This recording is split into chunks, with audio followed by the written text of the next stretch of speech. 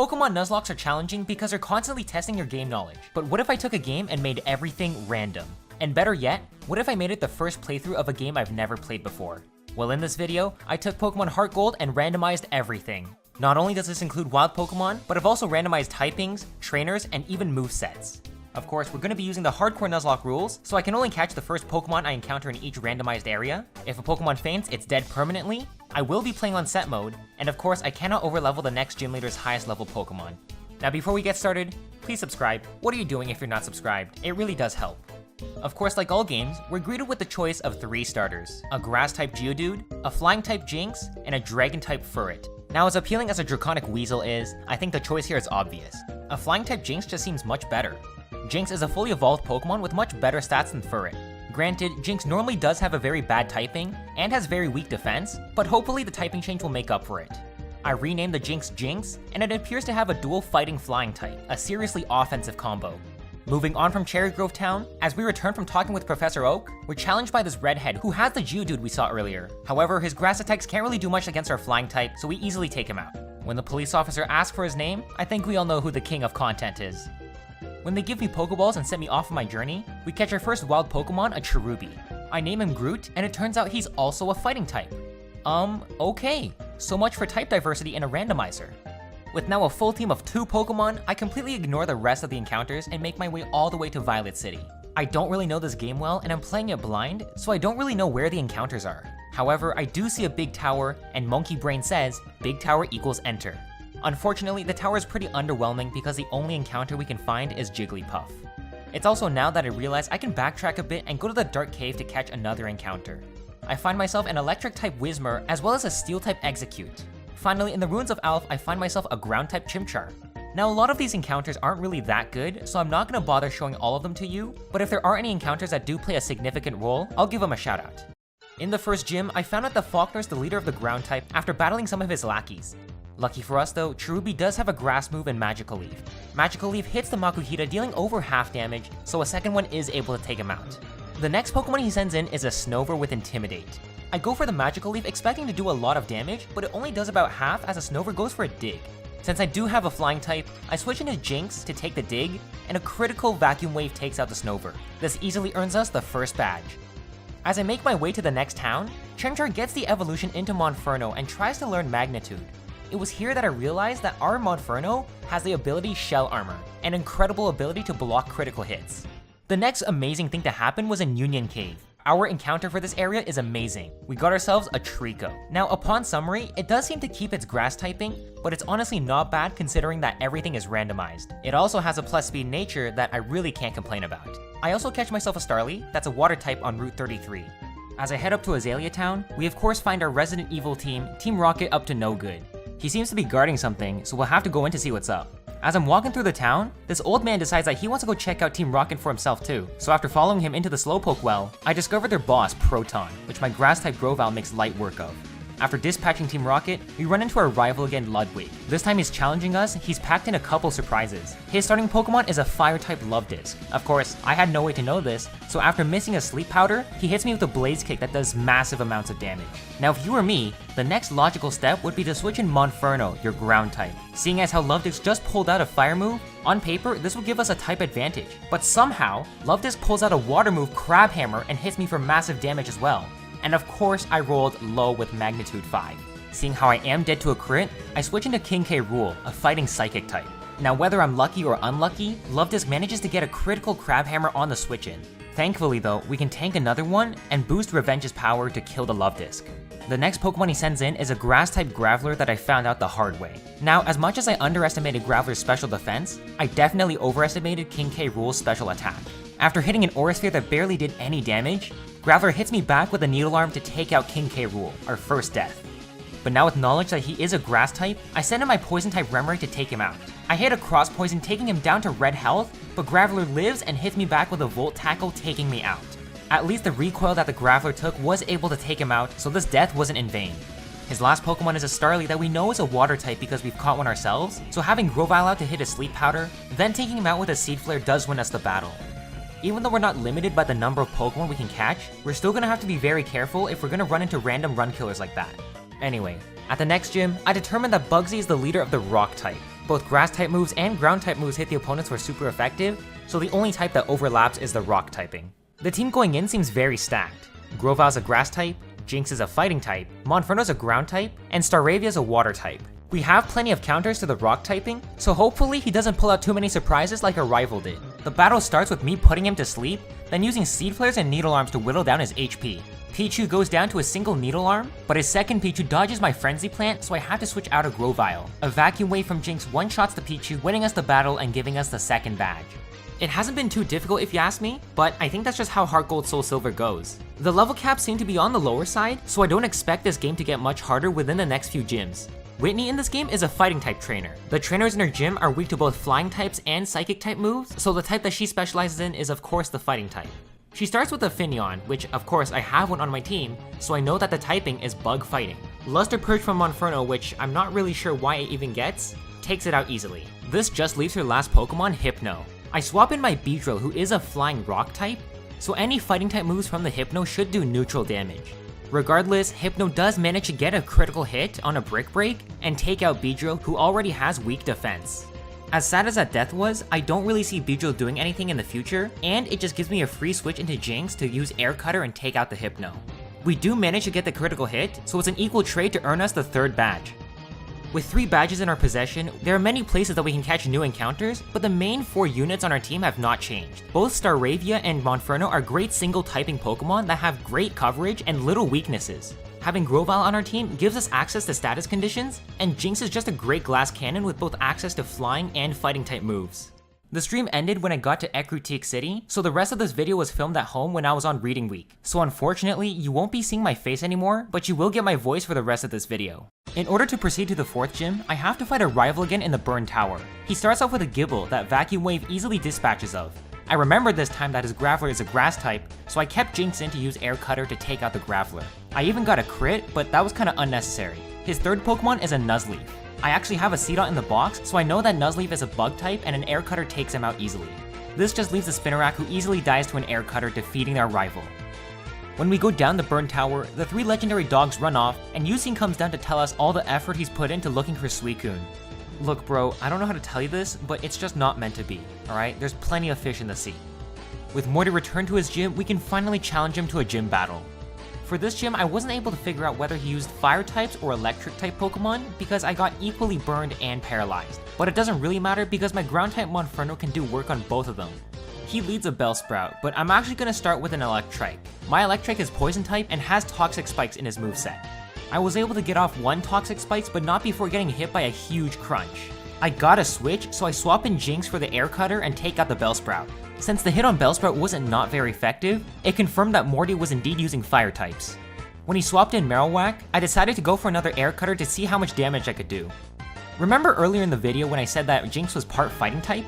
Well, this prepubescent kangaroo pulls out a wing attack and one-shots my Jinx. You know, I guess that is the price of a glass cannon if you're not able to take out your opponents in one shot. It's a heavy price for sure, but one that I am willing to pay. I send in Staravia to finish off the job, and a dive on the next turn finishes off the Marowak. His next Pokemon, Girafarig, wasn't a big deal because a single dive from Staravia was able to take him out. It also reminded me that I did have Toxic Spikes up, so I have Poison on my side just in case I need it. His Pelipper tries to burn me with Will-O-Wisp, having my attack, but since Staravia is faster, I'm able to dive first and hit him next turn to take him out. The plan for this gym battle, or any gym battle for that matter, is really simple. Find out what type they specialize in, and counter them. But in this fight, I got too greedy with my Jinx, and it came back to bite me. In the Kimono Hall, we see Team Rocket harassing a kimono girl, and you know me, like the gentleman that I am, if you ever see a lady in distress, you gotta go help her. He wasn't a hard battle, so this made my job a little bit easier. As he exits the building talking about some secret plan, an elder gentleman gives me the HM Surf, so now we can reach Cianwood City. Now with water access, we can catch a bunch more surfing Pokemon, but one of the main ones I want to show you guys is Octillery. Poison flying type with a huge arsenal of coverage moves. Taking a pit stop at Olivine City, I go up the light tower to see what's up with the Amphi. The light tower usually supposed to be on, but it turns out Amphi's sick and we gotta retrieve that medicine. Speaking of medicine, I do enjoy quite a bit of Dr. Stone, so comment down below what anime you guys enjoy and what anime you would recommend I watch. Now in Cianwood City, I decide to kill 2 birds with 1 stone by both getting the secret potion and getting the 5th gym badge. Don't worry guys, I do realize that Jinx was on my team ever since it died in Ekrutik City, but I didn't use it in any fights, and I put him down before challenging Chuck, so this run is still valid. I wasn't quite able to figure out what Chuck's typing is, but I'm pretty sure it's water. I only fought one other trainer in this gym who also happened to have a Ponyta, and both his and Chuck's both died to a single Needle Arm.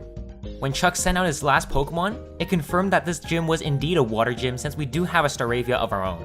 I hit the Staraptor with a Frenzy Plant, one of the strongest grass type moves in existence, and of course we took it out in one shot. This easily earned us the 5th badge. With 5 badges to our name, a lady outside gives us HMO2 Fly, allowing us to fly back to Olivine City and deliver the secret potion. Except because this game is weird and all the level caps are messed up, I actually have to go fight Price first before I can fight Jasmine. So instead, I fly to Mahogany Town to clean up some Team Rocket issues first. There's plenty of routes around Mahogany Town to catch some more Pokemon. I catch myself a Water-type Zangoose, an Ice-type Ninetales, as well as the shiny Gyarados, which turned out to be a Geodude. I meet up with Lance, who tells me about the radio waves causing this Geodude havoc. Like anyone could have guessed, it turns out Team Rocket's behind it all. When I follow Lance into the building, he's ordering his Dragonite to Hyper Beam a person. Except unlike Pokemon, people don't faint, they go straight to the grave. So Lance better be lawyering up real quick. What happens next in the game is a long series of story resolution. For some reason, this game assaults you with so many Team Rocket battles. And for what? You're all at level 20, you're not gonna prove anything. I'm just simply better. One thing I did find interesting though, is that as we enter the base to shut down their power supply, we get into a double battle with Ariana, which, first of all, mom me. But second of all, we enter a double battle with Lance, and this guy has an Articuno. Like, couldn't you have just taken care of this situation by yourself, man? Why did you drag me into this? Anyway, with that situation behind us, it's up to us to deal with this power supply. And upon battling one of the electrodes, it turns out they're actually a Jolteon, which is kinda cool. With Team Rocket temporarily dealt with, it's finally time for us to face the 6th gym leader, or 7th actually in this case, Price. Now actually before battling Price, I did manage to get the evolution of Staravia into the water-type Staraptor, but he won't be using this gym because Price is the master of an electric gym. Thankfully though, we do have ourselves a ground-type Monferno on our hands who just recently learned Earth Power. It easily takes out the Squirtle, so he's left with 2 Pokemon left. Earth Power does half health to the Milk Tank as he tries to hit me with an electric move, so a second one takes him out easily. This brings him down to 1 Pokemon left. His final Pokemon is Exploud. I hit him with an Earth Power that does less than half health, and he goes for a Magnet Rise, which prevents me from using any further ground moves.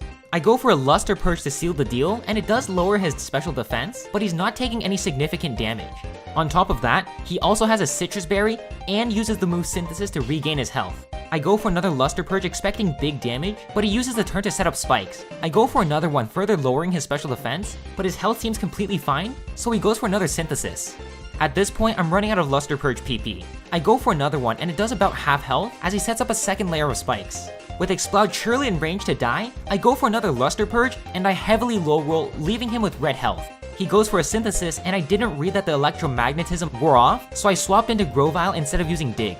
Thankfully though, due to all the special defense drops I got from Luster Purge, 2 Seed Firsts from Grovyle was all I needed to take out the Exploud. This finally gave us our 6/7th gym badge. There really isn't much between us now and the next gym, so I fly straight onto Olivine City, deliver the secret potion, and go on to fight Jasmine. Normally, the trainers in this gym won't fight you, and they'll simply congratulate you for saving Amphi.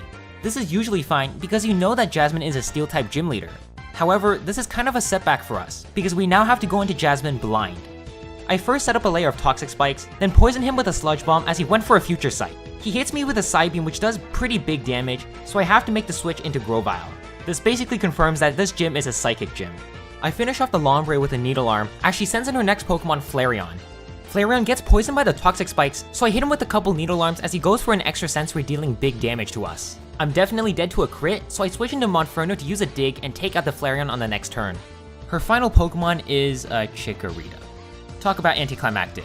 A simple switch into Staraptor, and a dive takes out the Chikorita. You know, as much as I wish that this fight was a little bit more exciting, a win's a win, so I'll take the 7 badges.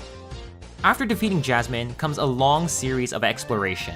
We unlock many routes to explore, and we can catch a bunch more Pokemon. There's also a lot of optional side quests that we can do, so I didn't really spend too much time on it.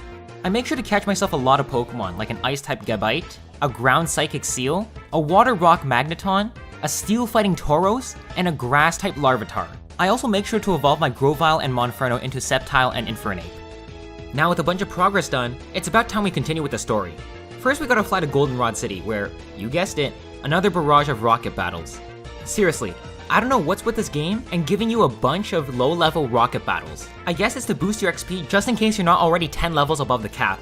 Once you clear out the radio tower, you then have to clear out the basement with even more rocket grunts. The saving grace about this part of the game is a surprise rival battle that's at least somewhat interesting. He starts off with a Kecleon while I start off with my fighting type Medicham. I go for a jump kick to do big damage, but I miss and crash, taking half health to myself. I then miss again as Kecleon hits me with a meteor mash to take me out instantly. Well, this is a good start. Predicting that he is a steel type Pokemon, I send out my ground type Infernape to use earth power and take out the Kecleon. He then brings out his Graveler that we know is a grass type since we do have our own shiny Geodude. I swap into my bug fighting Lumineon as the Graveler goes for an Ingrain. Thankfully, a single special Bug Buzz was all I need to take out the Graveler. His next Pokemon is a Vigoroth that I have no clue how to counter, so I simply switch into Infernape and use an earth power to see how much damage I can do. In the end, it does turn out to be enough damage to take him out though. His next Pokemon is a Lantern, so I hit him with an Earth Power to scout the damage. He hits me back with a Fire Blast that does around a fourth of my health. I decide to continue on firing Earth Powers since I'm not really scared of being burnt or crit, and eventually 2 more Earth Powers takes him out. This just leaves his last Pokemon Pikachu that I switch into Staraptor and use Dive to take him out as well. This takes care of our rival in an oddly difficult fight. Continuing up the tower, we fight again with Ariana and then we meet Archer, the leader of this mission. Archer is actually a pretty difficult fight. He leads off with a Hippopotas, as I set up 2 layers of Toxic Spikes. Hippopotas isn't too hard himself, going down to Sludge Bomb sometime after, but the real threats are the Pokemon in the back. Not only are they high level, they're also just overall decent Pokemon. His Miss Magius in the back is level 38 and pulls out a Shadow Force while I try to use Rock Tomb to slow him down. Rock Tomb barely does any damage and he's able to tank it easily. After looking through my Pokemon summaries to see what I can do about this, I realized that my Sceptile is actually part Ghost type. I completely forgot the fact that it learned Shadow Force by level up, so upon switching it in, I hit the Miss Magius, taking it out instantly. His last Pokemon is a Hippopotas that I figured out was a water type, so a Seed Flare finished him off.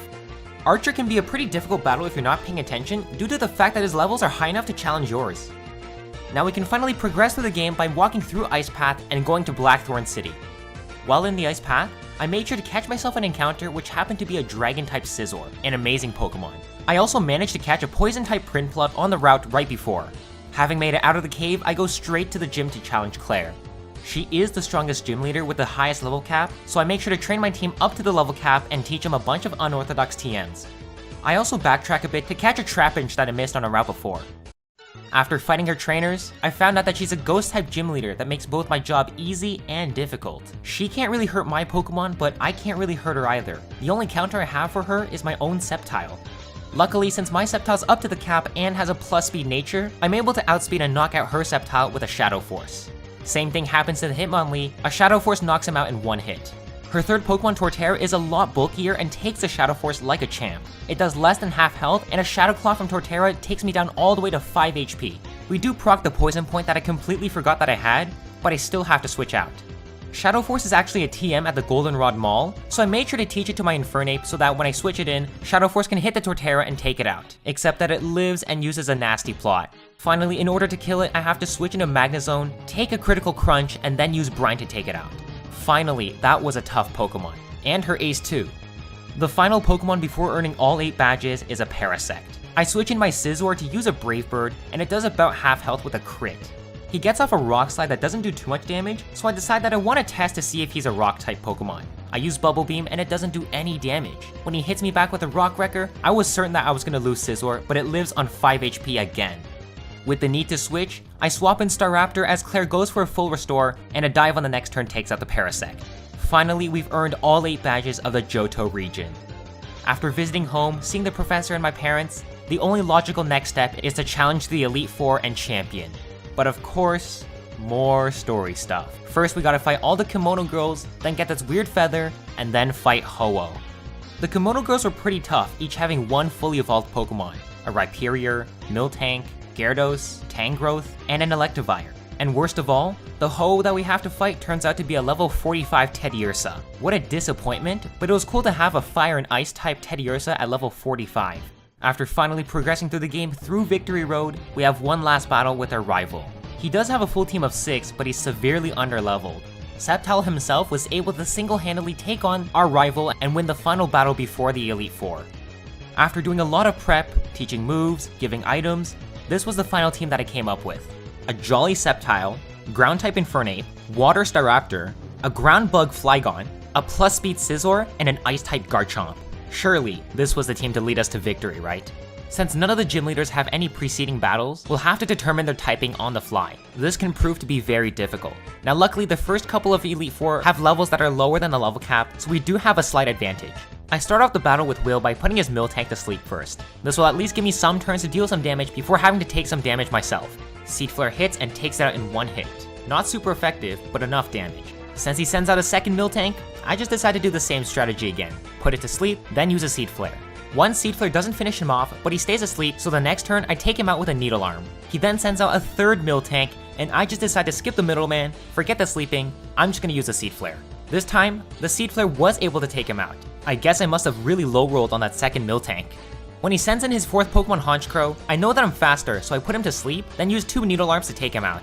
His final Pokemon is Eradicate that a simple Shadow Force takes out easily. 1 Elite Four down, 3 to go. Koga can be an extremely annoying trainer. I start the battle by using a Stab Earth Power to see how much damage I can do. It's not very effective, and the Togekiss ends up using a String Shot, making me think that he's a bug trainer. I swapped in his Staraptor and used a Dive to hit him for super effective damage.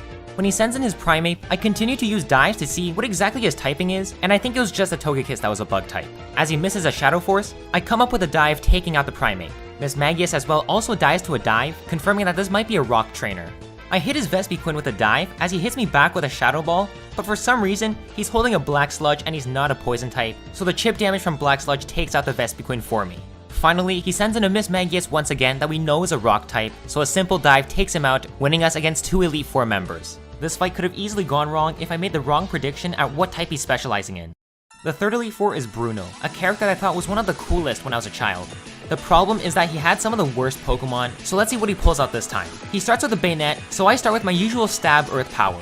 Earth Power does about half health, but then he hits me with a Blizzard, taking out my Infernape in one shot. That was very unlucky to be hit with a super effective attack right off the bat. Seeing as how Ice resists Ice, I might as well use Garchomp's type resistance to its advantage, and use Flame Wheel to take out the Bayonet. His next Pokemon is a Bronzong that I thought would continue to be an Ice type, so I hit him with a Flame Wheel that does barely any damage. He then retaliates by putting me to sleep with Spore. Possibly being a Grass type, I switch into my Bug type Flygon, and I hit him with an X-Scissor that rapidly depletes his health. On the Hitmontop, X-Scissor isn't super effective, but it does deal critical damage, taking him out. X-Scissor on the Aggron does about half health as he hits me back with a Power Whip that does neutral damage to me. I swap in my Scizor that can take a Power Whip, and I use a Brave Bird to take out the Aggron, leaving him with one Pokemon left. The final Pokemon is Castform, which can't be that strong, right? I try to power up with Dragon Dance to take out the Castform in one shot, and he pulls out a Draco Meteor to take out my Scizor. Where are you pulling out all these crazy Pokemon? Luckily, I'm able to send in Sceptile and use a Shadow Force to deal big damage, but not before Castform uses an Outrage, proccing my Poison Point to poison himself, taking himself out. What a wild battle. I knew the Elite Four was going to pose some sort of challenge, but not this challenging. Anyway, the last Elite Four to face before the champion is Karen. I start by using a Flame Wheel to test what type her Lapras is. It is super effective, but hitting a Shadow Force is also super effective, which confuses me a little. As she sends out Huntail, I try going for another Flame Wheel, but I hit myself in confusion, and the Huntail hits a submission, paralyzing himself but dealing massive damage to me. Since I'm low on health, I swap in a Sceptile and he hits a Bug Bite onto my Grass-type Pokemon. I do hit a Shadow Force, dealing massive amounts of damage, but he doesn't die, and a second Bug Bite brings me down to low health. Karen decides to heal on this turn, and since I'm willing to sack my Sceptile, I go for a Seed Flare, which actually manages to take out the Huntail. When she sends out her Kingdra, I go for a Shadow Force to deal big damage, but is not very effective, and she uses a Dark Pulse to take out my Sceptile. With not many options left, I send in my fastest Pokemon, Garchomp, and try to get off as much damage as I can with a Shadow Force. It doesn't really do anything though, so Garchomp also goes down next turn. This battle is going horrifically, and I still don't know what type her Pokemon is. Thankfully, X-Scissor from Flygon does enough damage to take out the Kingdra, and just as I thought I've won, she sends in another Huntail. X-Scissor does big damage, but he hits me with a Hydro Pump of all moves. Pump is super effective and one-shots my Flygon. Staraptor comes in and Dive is able to take him out though. Her last Pokemon, Mothim, tries to get off a Tail Glow, but not before dying to a second dive. That was a horrible, horrible final Elite Four. We're now down to one Pokemon going into the final champion battle. I'm looking through all the TMs and I'm trying to think of the best thing to do to go into this next fight. Ultimately, Staraptor's Learn Set is pretty garbage. I gave it Ice Beam for coverage and Dragon Rush for power, and I decided to not give it Fly because we just faced against the Bug Specialist, and instead I decided to keep Pain Split on it in case we want to regain health. I go for Dive on Claydol just to scout what type specialty he is. When he hits me back with an Outrage, I'm thinking there's no way he's a Dragon Trainer, right? Come on. I hit him back with a second dive to take out the Claydol. But when he sends in the Scizor, a Pokemon that we know the typing of, it basically confirms that Lance is a Dragon Trainer. What are the odds, man? The strongest trainer in the game with the strongest typing in the game? That is seriously unfair. At the very least though, the next couple of Pokemon do go down pretty easily with Ice Beam. But just as he says that, the next Pokemon he sends in is a frickin' Latios. Thankfully, I did keep Dragon Rush on my moveset, and since I know Latios has a stronger special defense, I go for the physical Dragon Rush to take out the Latios. To make things even worse, the next Pokemon is a Regirock, a Pokemon with ridiculous defense. Luckily, since I know it has weak special defense, 2 Ice Beams were able to take him out after he goes for a Howl. And just as I think the legendary rush is over, he sends in another frickin' Latios. I go for the Dragon Rush hoping to take him out, but I low roll and he lives in yellow health and he hits me back with the strongest dragon move. The ridiculous power of Spatial Rend demolishes my Staraptor, making us lose the battle and lose the challenge. This challenge was seriously fun. I was so close to winning just to be trumped by some garbage luck. It was so cool to see some of my favorite Pokemon get new typings to be used in different ways that maybe it's an idea for the future. If you enjoyed this video, please like and subscribe as it really means a lot. Thank you for watching.